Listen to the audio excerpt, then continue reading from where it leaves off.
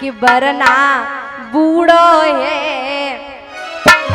और नारद ये सोवर ढूंढो है, वरना बूढ़ो है नारद ये सोवर ढूंढो है, वरना बूढ़ो है नारद ये सोवर ढूंढो है, वरना बूढ़ो है नारद ये सोवर ढूंढो है। आरी कोई कहे जिया 80 बरस को, कोई कहे जिया 80 बरस को, कोई कहे जिया पूरे 100 को, कोई कहे जिया पूरे 100 को, और के सर पे जूड़ो है, के सर पे जूड़ो है नारद ये सोबर ढूंढो है, वरना बूढ़ो है नारद ये सोवर ढूंढो है, सर पे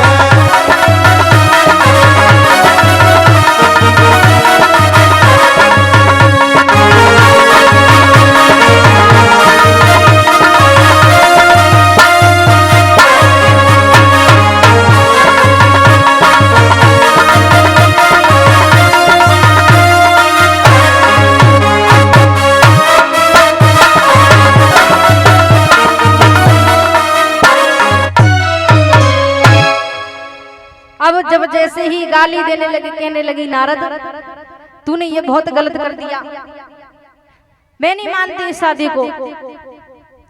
अब इधर मैया परेशान होने लगी, तो मैया गिरजा बगल में बैठी हुई है। अब भोले बाबा से इशारा किया, कहने लगी भोले बाबा कुछ करो वरना मैया शादी नहीं होने देगी, जब बेसु को बदलो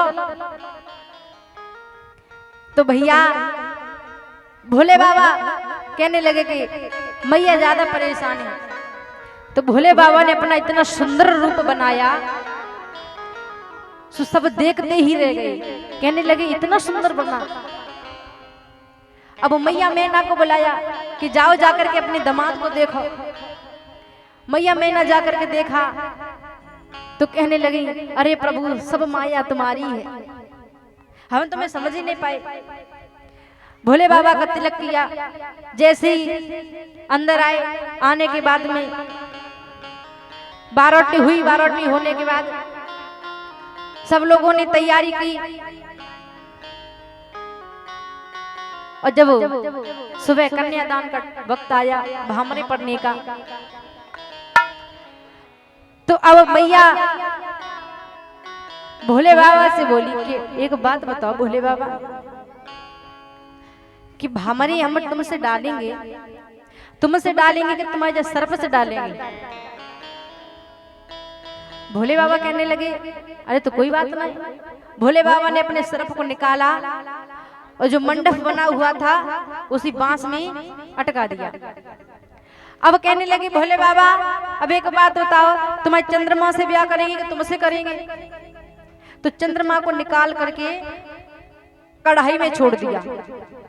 जब कन्या का विवाह होता है तो कढ़ाई में जल रखा जाता है, उस कढ़ाई से कन्या के पैर छुए जाते हैं।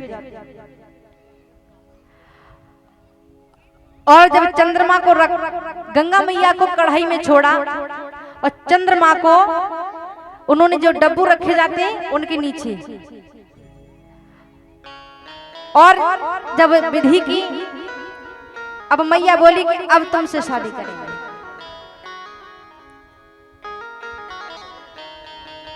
अब जब कहा कि अब हम तुमसे शादी करेंगे, अब भैया भोले बाबा और पार्वती मैया की शादी होने लगी। जयमाला डालो, भोले बाबा और मैया गिरजा खड़ी हो जाओ, थाली लेके आ गया, एक एक माला पकड़ा दो।